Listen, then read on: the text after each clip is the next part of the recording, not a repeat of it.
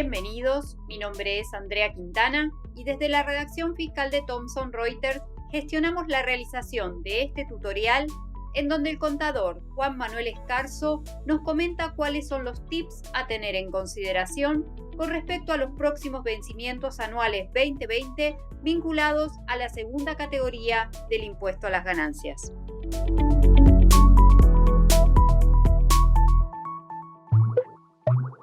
Bueno, ¿qué tal a todos? Bienvenidos. Mi nombre es Juan Manuel Escarzo, soy contador público de la Universidad de Buenos Aires y en esta oportunidad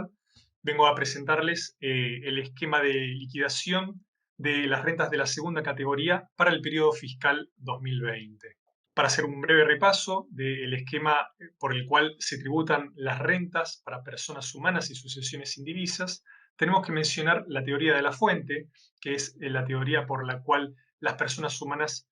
tributan el impuesto a las ganancias sobre las rentas que perciben, para lo cual es muy importante destacar que se tiene que cumplir para la teoría de la fuente tres requisitos establecidos en el artículo 2, los requisitos de periodicidad, permanencia y habilitación en la fuente. Las personas humanas y sucesiones indivisas del país tributan sus ganancias sobre el criterio de renta mundial, es decir, tributan por sus ganancias, tanto de fuente argentina como de fuente extranjera. A los efectos de considerar las categorías de rentas que hay en la ley de impuesto a las ganancias, se establecen cuatro categorías de ganancias. La primera categoría tiene que ver con las rentas del suelo, establecidas en el artículo 44 de la ley de impuesto a las ganancias. En la segunda categoría, que es la que profundizaremos en esta presentación, está asociada a las rentas del capital, establecidas en el artículo 48 de la ley de impuesto a las ganancias, que, como veremos más adelante, se imputan por el criterio de lo percibido. Las rentas de la tercera categoría son aquellos relacionados con beneficios empresariales, establecidos en el artículo 53 de la Ley de Impuesto a las Ganancias, mientras que hay una cuarta categoría también de ingresos del trabajo personal o ejecutado por el trabajo de las personas en carácter personal, ya sean en relación de dependencia, jubilaciones y pensiones, etcétera, previstas en el artículo 82 de la Ley de Impuesto a las Ganancias. Nosotros haremos hincapié en esta oportunidad en las rentas de la segunda categoría. A estos efectos es importante destacar que el mismo artículo 2 de la Ley de Impuesto a las Ganancias tiene un apartado cuarto en la cual define dentro del objeto del impuesto a las ganancias los resultados de la enajenación de acciones, valores representativos y certificados de depósito de acciones y demás valores, cuotas y participaciones sociales, incluidas cuotapartes de fondos comunes de inversión, certificados de participación de fideicomisos financieros, monedas digitales, títulos, bonos y demás valores, cualquiera sea el sujeto que las obtenga. A estos efectos también es importante destacar que por demás valores, el decreto reglamentario en su artículo 9 establece y define, por decreto del Poder Ejecutivo, que van a ser títulos valores emitidos y negociados en serie, susceptibles de tráfico generalizado e impersonal en los mercados autorizados por la Comisión Nacional de Valores. Es en este contexto que los resultados provenientes de la enajenación de estos instrumentos financieros que hemos detallado en el apartado cuarto del artículo 2, no es necesario que reúnan los requisitos previstos para la teoría de la fuente, es decir, que sean periódicos, que tengan una permanencia de la fuente y una habilitación. Con el simple hecho de percibir uno de estos rendimientos o resultados por la enajenación de estos instrumentos, ya estaremos en presencia de una ganancia gravada por el impuesto. En esta presentación, en esta diapositiva, lo que les quiero plantear es actualmente cómo está compuesto el esquema de imposición, tanto de rentas financieras como de rentas de la segunda categoría para el ejercicio fiscal o para el año calendario 2020. Tenemos en primera medida a escala general, de forma muy resumida, que van a estar alcanzados los rendimientos de instrumentos financieros de fuente argentina que no califiquen como exentos. Esto está previsto en el artículo 94 de la Ley de Impuesto a las Ganancias, que es la que establece la escala de alícuotas progresivas que se tiene que tomar en consideración para este tipo de ganancias. En segundo lugar, tenemos un esquema de imposición cedular que tiene su precedente en la ley del año 2017 de renta financiera, que ha hecho una reforma estructural del impuesto a las ganancias y que ha dejado grabado por el régimen de imposición cedular lo que son dividendos y utilidades al 7%. Esto está previsto en el artículo 97 de la Ley de Impuesto a las Ganancias, y la enajenación de determinados instrumentos financieros, que veremos más adelante, alcanzados al 5 o al 15% en función a la moneda en la cual hayan sido emitidas. Esto está previsto en el artículo 98 de la Ley de Impuesto a las Ganancias. En tercera medida, no quería dejar de resaltar que aquellos resultados de la enajenación de acciones, valores representativos y certificados de depósito de acciones, de más valores, cuotas, participaciones sociales, incluidas las cuotas parte de fondos comunes y certificados de participación de fideicomisos, monedas digitales, títulos, bonos y demás valores, todos ellos de fuente extranjera, es decir, provenientes del exterior del país, van a tener que ser considerados gravados por el impuesto a las ganancias a una tasa única del 15%, conforme lo prevé el artículo 94 de la Ley de Impuesto a las Ganancias. En esta oportunidad les quiero presentar cómo es el modelo de gravabilidad de la renta de títulos, cédulas, bonos, letras de tesorería, debentures, cauciones o créditos en dinero, consten o no en escritura pública, y toda suma que sea el producto de la colocación del capital, cualquiera sea su denominación o forma de pago. Este es uno de los ítems que aparece en el artículo que define las ganancias de la segunda categoría. En esta oportunidad, y a efectos prácticos, les quiero traer como ejemplo cuál es el tratamiento que se le tiene que otorgar a los dividendos y utilidades que distribuyen las empresas. Entonces, en este caso, para el ejercicio 2020, tendremos que tener en consideración que los dividendos y utilidades de empresas distribuidos deben considerarse a la tasa del 7%.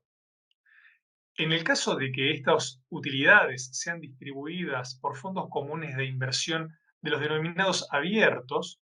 se establece a través de una resolución general, la 4478 del año 2019, un régimen de retención en la fuente. Es decir, las sociedades depositarias de fondos comunes de inversión serán las que tengan que actuar como agentes de retención del impuesto que correspondiera tributar al 7% las personas humanas y sucesiones indivisas. Por otro lado, cabe considerar también un régimen de distribución presunta de dividendos y utilidades que se halla presente en la Ley de Impuesto a las Ganancias. Ejemplos de distribución presunta de dividendos o utilidades pueden ser el retiro de fondos que realicen socios o accionistas, cotapartistas, fiduciantes de fondos de fideicomisos financieros, beneficiarios de alguna empresa, etc. También pueden configurar una distribución presunta de dividendos o utilidades, el uso, goce, la disposición, la puesta en garantía de bienes o activos por parte de la entidad a favor de los socios o accionistas, etc. Otros ejemplos también que pueden encontrarse en la norma relacionados con la distribución presunta tiene que ver con el pago de remuneraciones u honorarios a esta clase de sujetos sin una efectiva prestación de un servicio. Cabe destacar que estas distribuciones presuntas o que la ley determina que son presuntas de dividendos o utilidades se puede llegar a ampliar al caso de cónyuges o convivientes de estos accionistas, socios, cotapartistas, fiduciantes, titulares en general. Por otro lado, quería destacar el caso del tratamiento que se le debe atribuir al rescate total o parcial de acciones. El rescate total o parcial de acciones es una figura que puede conformar un dividendo o una renta en favor de quien realiza ese rescate. En ese caso, el dividendo estará conformado por el importe del rescate al cual le tendremos que detraer el costo computable de esas acciones. En este sentido, el costo computable está sintetizado en la fórmula que pueden ver en la presentación. A estos efectos, hay que considerar que cada acción por el cual se rescata es producto de un cociente cuyo numerador es el patrimonio neto de la sociedad, al cual se le deberá detraer las utilidades líquidas y realizadas en el ejercicio, las reservas que tenga esta entidad y las primas de emisión en caso de corresponder. Este numerador, dividido la cantidad de acciones en circulación, me dará como resultado el costo computable de una acción. En ese sentido, en la medida que el titular de estas acciones haga rescate de acciones por una determinada cantidad de ellas, podrá determinar el dividendo atribuido a esa acción empleando la fórmula que están viendo en la presentación. Avancemos a otro de los conceptos que se encuentran incluidos dentro de las rentas de la segunda categoría, que tiene que ver con la percepción de intereses de préstamos. A estos efectos hay que considerar lo previsto en el artículo 52 de la Ley de Impuesto a las Ganancias. Hay dos formas en la cual se pueden percibir intereses de un préstamo otorgado. Uno de ellos es mediante el pacto de intereses y el otro de ellos es mediante un préstamo por el cual no se hayan pactado intereses. En el caso que no se hayan pactado intereses, la Ley de Impuesto a las Ganancias, en el artículo 52, prevé una presunción de devengamiento de intereses no menor al previsto para descuentos comerciales según el Banco de la Nación Argentina. En el caso que sí se pacten intereses, deberán considerarse el interés pactado como renta de la segunda categoría. Hay que tener presente que la actualización de créditos y diferencias de cambio por el artículo 26 de la Ley de Impuesto a las Ganancias, inciso T, se encuentran exentos del gravamen. En el caso de que el préstamo esté vinculado con una operación inmobiliaria, hay que tener presente que la presunción establecida por el cual el interés presunto no debe ser menor a los descuentos comerciales otorgados por el Banco de la Nación Argentina constituye una presunción que no admite prueba en contrario. Y la norma aclara que no podrán ser inferiores a esta tasa de descuentos comerciales, por lo cual, en caso de que se haya pactado un interés por debajo de esta tasa, se deberá computar la renta impositiva presunta por la diferencia hasta llegar a dicho valor. Entre otras rentas de la segunda categoría, también podemos mencionar los depósitos bancarios, es decir, intereses que pueda percibir la persona humana o sucesión indivisa, producto de un depósito en cajas de ahorro, cuentas especiales de ahorro, plazos fijos en moneda nacional. En esos casos, tenemos una exención en el artículo 26, inciso H de la Ley de Impuesto a las Ganancias. Estas rentas se considerarán exentas. Hay que tener presente que los depósitos en cajas de ahorro, cuentas especiales de ahorro, a plazo fijo en moneda nacional, tienen que ser realizadas en entidades financieras del país. Caso contrario, deberán considerarse a estos intereses grabados en el impuesto. En la medida que se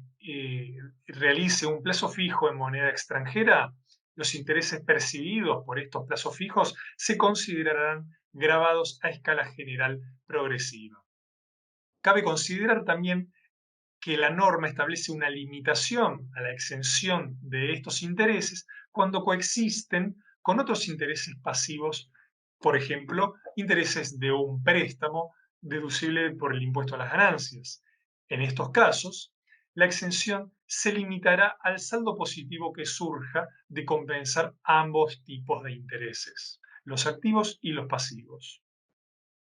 En el caso de títulos públicos y obligaciones negociables, en esta presentación lo que hago es una síntesis de cuál es el tratamiento de estos instrumentos. Cabe destacar que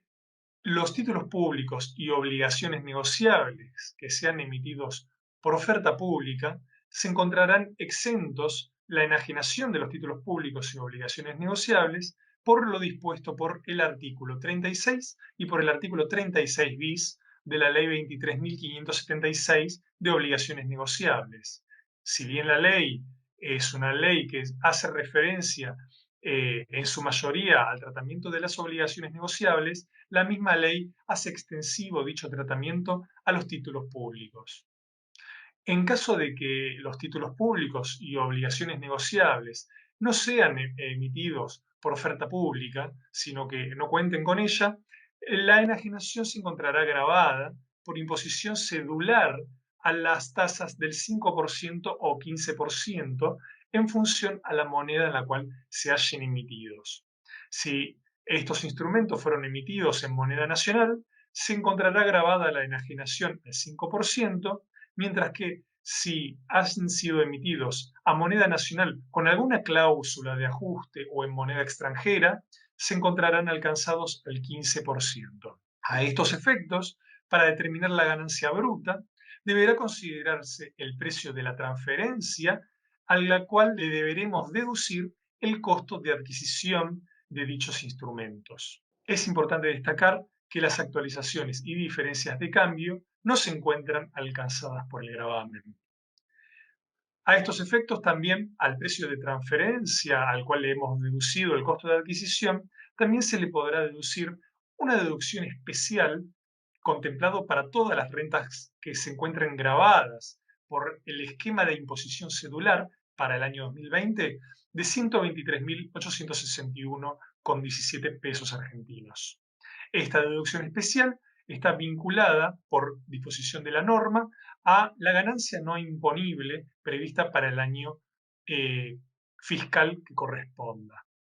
En otro caso de inversiones financieras, podemos mencionar inversiones en fondos comunes de inversión de los denominados abiertos. Los fondos comunes de inversión abiertos son aquellos definidos por el primer párrafo del artículo 1 de la Ley 24.083.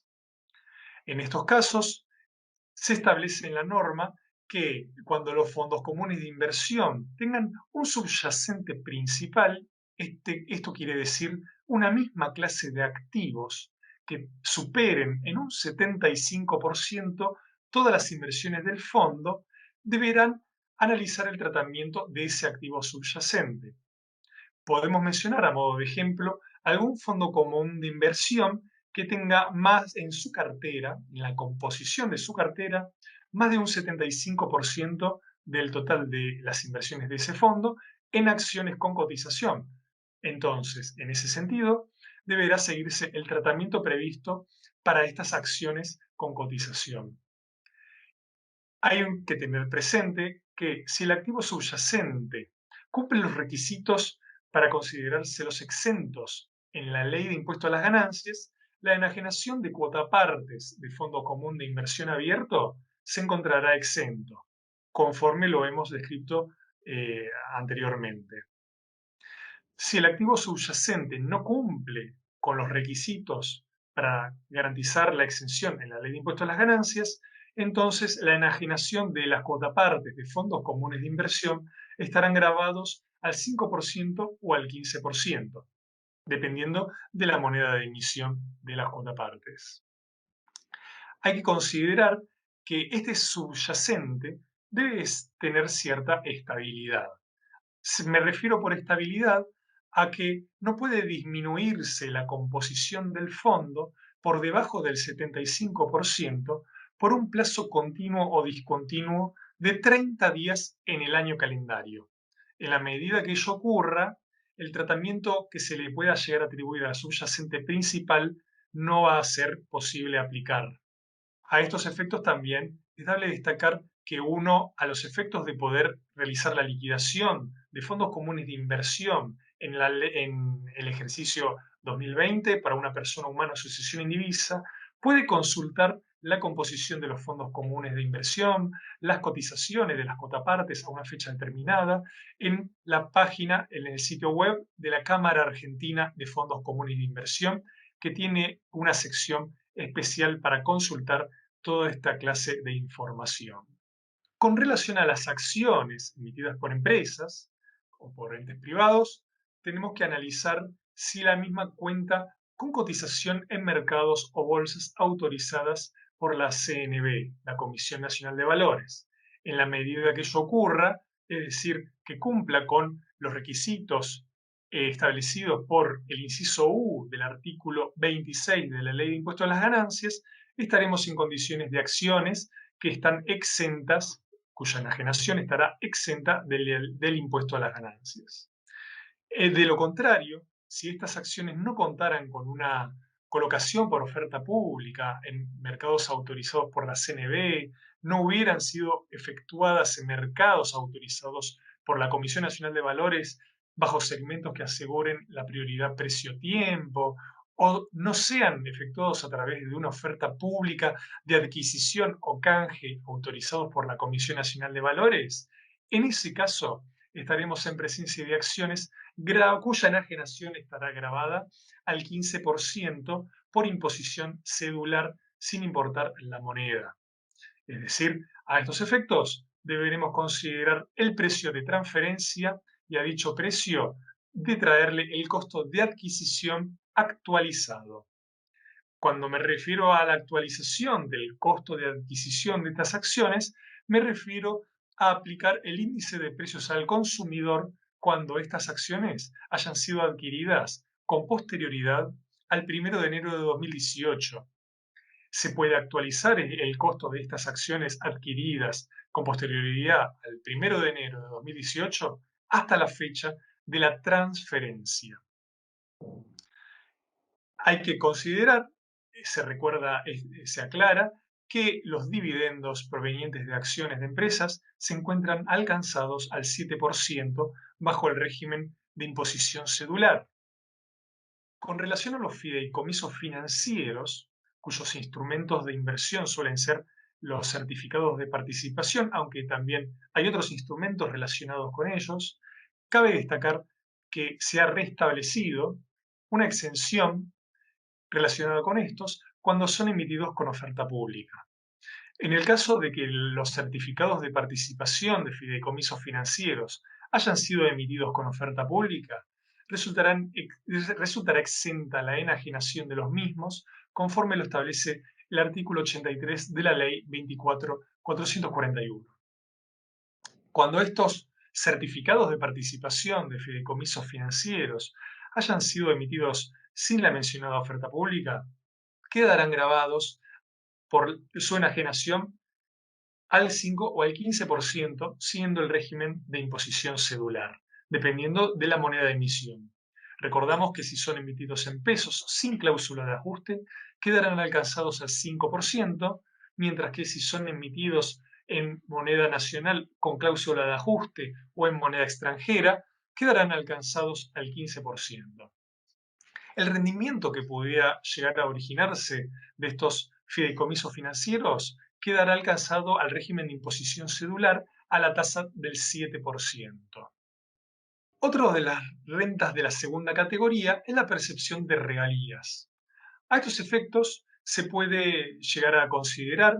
distintos supuestos que están previstos en la Ley de Impuesto a las Ganancias. El primero de ellos es cuando se realiza una transferencia temporaria de bienes muebles que son amortizables a los fines de la Ley de Impuesto a las Ganancias. En este caso, cuando se realiza una transferencia temporaria de bienes muebles amortizables, para lo cual se va a percibir una regalía, es posible realizar la deducción de la amortización ordinaria de este bien objeto de la regalía. A estos efectos deberá seguirse los criterios de amortización de la Ley de Impuesto a las Ganancias conforme la naturaleza del bien cedido en la transferencia. En el segundo caso podemos mencionar una transferencia ya definitiva de bienes muebles. En este caso, cuando se realiza una transferencia definitiva por la cual se realiza el cobro de regalías, es posible la deducción del 25% de las regalías percibidas hasta la recuperación del capital invertido. Cabe destacar que cuando se originen gastos incurridos en el extranjero, será posible una deducción única del 40% de las regalías recibidas por todo concepto. A modo de resumen, quería plantearles el tratamiento cuando se realiza la enajenación de acciones cuotas, participaciones sociales, cuotapartes de fondos comunes de inversión, certificados de participación de fideicomisos, incluimos monedas digitales también, mediante la última reforma del año 2017, títulos, bonos y demás valores.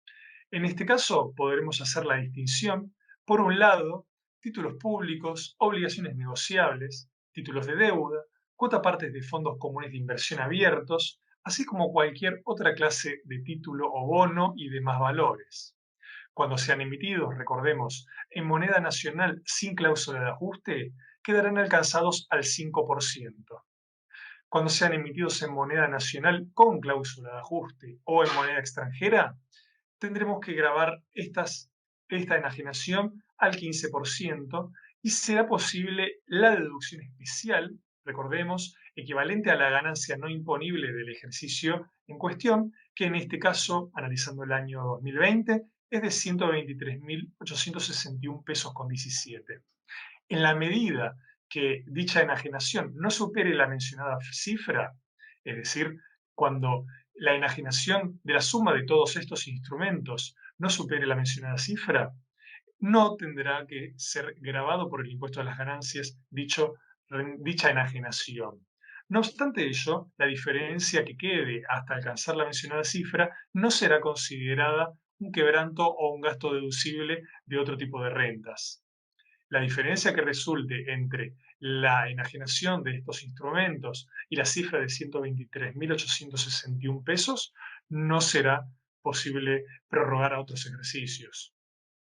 Por otro lado, es dable destacar que la enajenación de acciones, valores representativos y certificados de depósitos de acciones y demás valores, certificados de participación de fideicomisos financieros, cuotas partes de condominio de fondos comunes de inversión de los denominados cerrados, a cualquier moneda van a estar grabados a la alícuota del 15%. En estos casos, no será admisible la deducción especial a la que hacíamos referencia anteriormente. No obstante ello, la norma admite la actualización de las adquisiciones por el índice de precios al consumidor cuando sean adquiridos a partir del 1 de enero del año 2018. Por último, quería dejar de mencionar